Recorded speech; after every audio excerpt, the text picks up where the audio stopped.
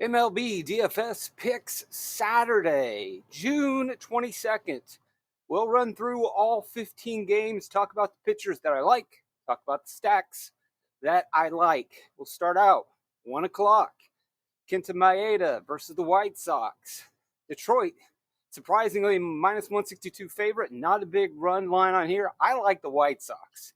I know the White Sox are not hitting this year, but Maeda's not pitching either. 488 skills interactive ERA. The ERA 602, a 343 xWOBA. Yes, he is limiting hard contact, and the ballpark is favorable. And on paper, the White Sox are not hitting well, and it doesn't look like they're hitting very well of late. But if you look closer at the meat of White Sox lineup over the last 2 weeks, they're crushing home runs. So maybe overall their entire lineup over the last 7 days is not doing that well, but over the last 2 weeks, the White Sox offense has been pretty decent. You don't have to go there, but it's an option. Next guy I like, Hicks. Giants against the Cardinals. 24% K rate versus right-handed pitching. And he's got a 21% K rate. Not the best, still pretty strong. 282 ERA, generating a lot of ground balls. He is the favorite in this one. Low run total. I like attacking the Cards. Also just an 88 WRC plus over the last week. Now, at the same time, I also like on the other side, Miles Mikolas. Not very flashy. Statistics overall aren't that great. 459 ERA, just a 7% swinging strike rate, but he doesn't walk batters. He doesn't allow hard contact. We have the ballpark advantage. He's facing a team that can't hit righties all that well. It's not flashy, but it's a pretty solid matchup. Now, the Giants have been a little hot of late, but Mikolas was really solid in his last start. 6 innings pitched, 1 earned run, just 4 hits, 5 strikeouts. Not bad given the price point. Pretty safe option. I do like both of the pitchers. If I had to pick between the two, I would probably lean on Mikolas. Next one that I want to target will be at the 4 o'clock time. Zach Eflin, obviously, solid play. All the numbers check out. Strikeout rate's not that high. ERA's a little higher. But his skills interactive ERA should be better, and that's mainly reflective because he's not walking batters a lot. And his ground ball rate is halfway decent. Ballpark is not allowing a lot of home runs. It's Pittsburgh. It's a pretty safe ballpark to pitch into, but ultimately we love that Pittsburgh is not a good team. 25% K rate, 121 ISO, 284 WOBA, 81 WRC plus. Maybe these numbers are a little bit higher of late, because there still is probably a little bit of that Coors trip factored in there, maybe. But overall, Pittsburgh offense, not something that we worry about against right-handed pitching, and Zach Eflin is a good pitcher. Arizona at Philadelphia. We want to stack Philadelphia against Tommy Henry. Tommy Henry, 381 xWOBA, 623 ERA allowed, walking a lot of batters, not generating swings and misses, giving up hard contact. Philly's ballpark is playing pretty small, and that's also effective because their offense is playing really well. 337 WOBA versus left-handed pitching, 118 WRC plus. I know Philly has a lot of good left-handed bats, but they also hit lefties pretty well. Why not stack Philadelphia? If we look a little bit deeper at Tommy Henry, I think he's got, 38 innings pitched this year. Not a lot of innings. Let's pull up the lefty.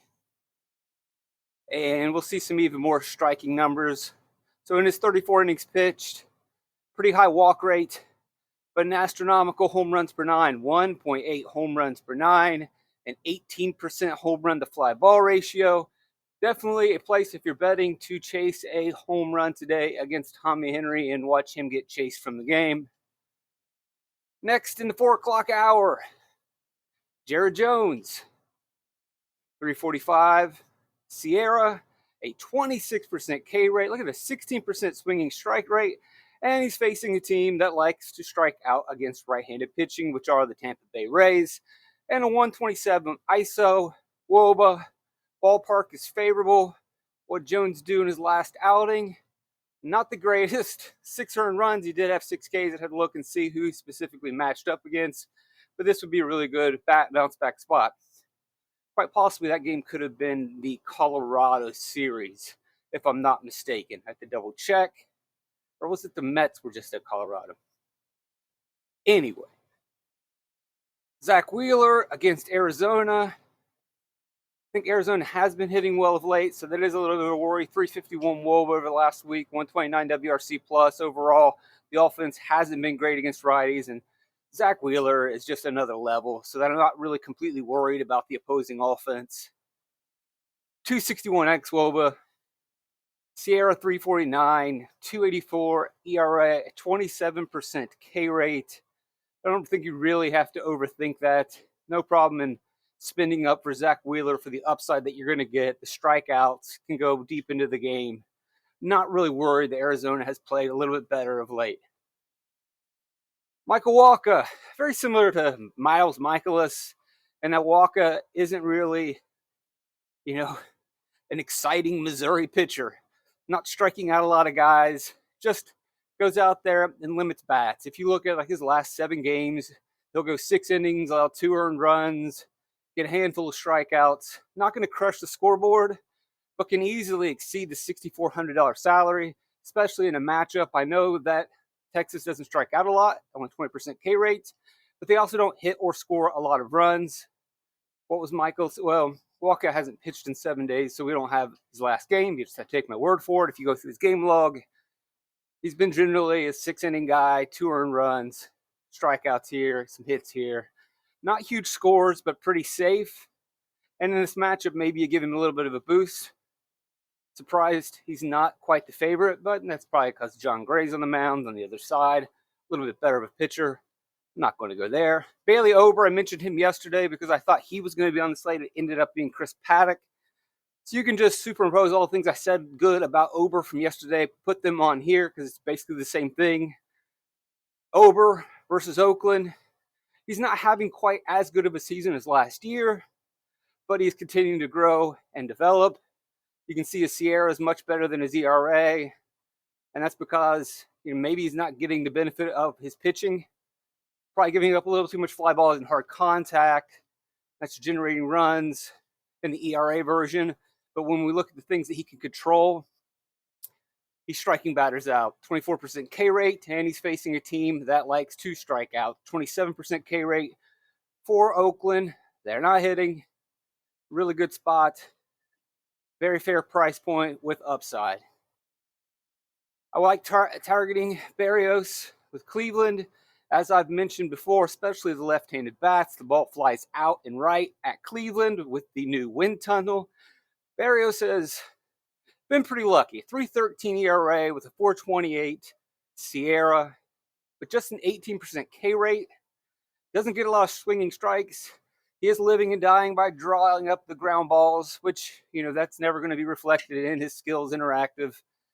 And they tend to have better ERAs. But for a guy with a 44% ground ball rate, typically ground ball pitchers, because the ball is in play so much, they're going to have a little bit higher of a BABIP. His BABIP is 194, which is really unheard of for anyone. Fly ball pitchers can kind of get away with that. But when you see a ground ball pitcher with a 194 BABIP, regression is absolutely coming for Jose Berrios. It is coming. It's coming hard and fast. So I would like really taking the left-handed bats for Cleveland and seeing Berrios. And if you look at Berrios' fly ball rate, it's increased over the last month. He's giving up a lot of home runs over the last month. I think 12 home runs in his last 10 games. In June, his strikeout rate is 4 Ks per 9. So he's pitching to a lot of contact. This could be a spot where Cleveland absolutely explodes. I don't really agree with this number, this 106 or this 9-run line. Draw your own conclusion on that. Next, Logan Gilbert against Miami. Not really much to think about here. Love targeting Miami. Love the ballpark. And then you got to love Logan Gilbert's numbers. 4 o'clock slate. I think I would prefer him over spending up for Zach Wheeler. Zach Wheeler's fine. But Gilbert's coming in cheaper. The numbers all check out. The matchup's great. The ballpark's great. Much rather go to Logan Gilbert. Puck will probably only go a couple innings, if that. You do like the matchup with him. So for whatever reason, if somehow, he's not completely stretched out, and Luzardo was supposed to pitch, and I would have liked Luzardo in this spot, Puck appears to be the starter. Who knows how long he will last? A lot of times he doesn't last long because A, he's not stretched out, and B, because he's not pitching well. But this is a matchup where he could pitch well. But then again, he could go out and try to strike out too many batters, which there is an option there, and pile up the pitches and only last 2 innings. Real no reason to flirt with that. Don't really care for taking. Burns is a great pitcher, but I don't really want to target Houston. Pivetta is a very solid, if not really good pitcher, but I don't want to deal with Cincinnati at Cincinnati. They didn't score a lot of runs last night, and they haven't really piled up the runs in the series. But 100 degrees in Cincinnati afternoon, the ball could be flying out. Frankie Montas, definitely like stacking Boston against him. Boston 172 ISO versus right-handed pitching, 325 WOBA, 105 WRC plus, huge park upgrade. Montas is just a quality pitcher, but as you can see in his numbers, he'll go 6 innings and allow 3 or 4 runs. Cincinnati's bullpen's been pretty good, but they can give up a run or 2 here or there. I don't know if this game explodes for a ton of runs. 9.5 is a pretty high total, but I definitely think there's spots to take with the Boston lineup against a pitcher who's just been okay and just not great. Montas is fine. He's a quality pitcher, not someone I would consider starting, although $6,000 seems pretty affordable, and Boston does strike out their fair share, but Montas isn't really striking out a lot of guys. I'd much rather play the Boston bats.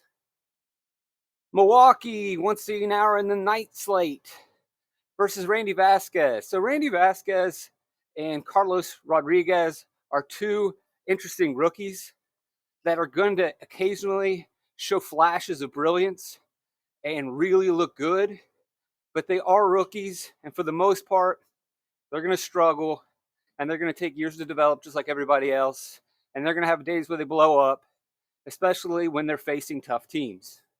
As we can see with Vasquez, who has been around for 40 innings so far this year, 377 xWOBA, a 570 ERA. He's not striking batters out. He's pitching too much to contact, and you really don't want to pitch to contact against a 331 WOBA and 114 WRC plus in Milwaukee.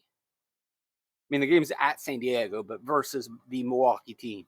Really tough spot for him. They can't get the strikeouts. I think someday he will be a solid pitcher, and in certain matchups, especially in certain matchups, he will be fine, but that's just not going to work. Not going to take Morton against the Yankees. Don't really want to mess around with that. Then, as I mentioned, Carlos Rodriguez, just 2 starts. The ERA is through the roof, so it is only 2 starts. But in those 2 starts, I think 8 innings total pitched, 7 runs allowed, 13 hits, 3 walks. The ground ball rate is only 28%. Hard contact is up to 37%. So he's not missing. Well, he is actually missing bats. He does have quite a few strikeouts. I think 7 strikeouts in those 8 innings. And so he can get by with that. And through the minors, he was a good strikeout pitcher. But when he doesn't miss the bat, they're squaring him up. And they're not squaring him up on the ground. They're putting the ball in the air. They're hitting it hard. That's not a good spot. And then even if he is able to generate strikeouts, he's facing a team that doesn't strike out. Padres, just 19% K rate, 332 WOBA, 120 WRC plus versus right-handed pitching. I like both of the offenses in this game, Milwaukee and San Diego. If you read my free DK Network article, you'll see that I believe that this game goes over the run projected total with these 2 pitchers on the mound. I like them in the future, but I expect growing pains right now. Of course, we've got cores on the slate. Cal Quantrill, Mitchell Parker. I actually wrote up taking the under on this in my DK Network article. Quantrill, very solid in his first season now with Colorado. The stats aren't flashy. You may say, oh, well, he's getting lucky. 3.43 ERA versus his 4.74 skill interactive ERA. Again, he's just not striking people out. He's not doing the flashy stuff, and his walks are high. So his Sierra's going to be high. But that tells you a little bit more about his approach. He's not going to strike people out because he can't strike people out. So he has to find other ways to work. And the walks are more of a situation of him just not giving in to hitters. And he's fine letting them get on base. And he's been pretty good at stranding runners.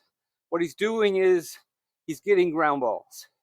He knows his game plan. He wants them to hit his pitch or he'll walk them. It's worked pretty well so far. We're almost halfway through the season. He's maintained a 3.43 ERA in his first year at Colorado. He doesn't have giant splits between home and away. He's doing the same thing everywhere. That being said, I still don't mind playing Washington and Colorado. They're not hitting, so Quantrill could absolutely get through this thing. But then again, the bullpen's got to come in at some point, and Washington did plate 11 runs last night. So, yeah, I like Quantrill. And then out of the other side of my mouth, I also like Washington.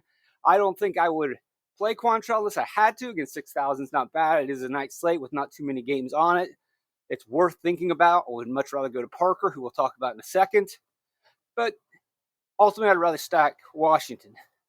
On the other hand, on the other side, I like Mitchell Parker a lot. The rookie has been very solid, 3.06 ERA. Again, not a flashy spin rate, high velo guy, just very good, very accurate, very precise.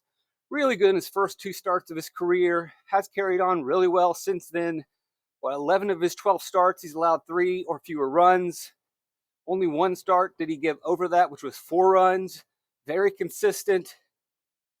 At 7,400 in a matchup against a Colorado team that doesn't hit very well.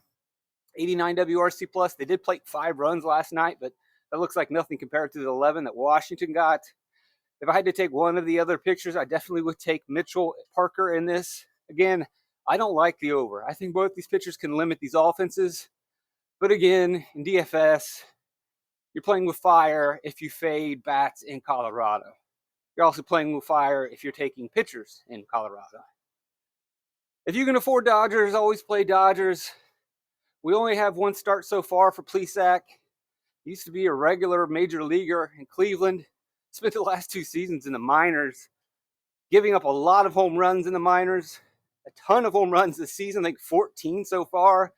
Now, you have to take that with a grain of salt because he is pitching in the PCL, which generally gives up a lot more home runs. But even last year in the International League, he gave up a lot of home runs in the International League. We're talking AAA.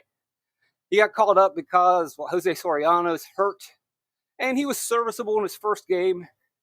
Well, serviceable is probably not going to cut it against the Dodgers. We know who they are. We don't have a lot of stats on him this year, but the fact that he has been in the minors for the last 2 seasons should tell you. Well, actually, I got another screen over here. In 2023, his ERA was 6.08 in 19 starts. How many home runs did he allow? 30 home runs. This year in AAA, 5.42 ERA in 13 starts. And he's allowed 14 home runs. He's only up here because they need someone. He was fine his first start. But I think he'll probably get smacked around pretty hard. And then obviously, the priority would be Tyler Glass now if you can afford him at 11.8 against the Angels. An offense we can attack, 23% K rate, not much ISO, 300 WOB, 92 WRC plus. Over the last week, as cold as ever. And we know the upside that Glass now gives. I talked about him. I thought he was going to pitch on Friday. It looks like he ended up going Saturday.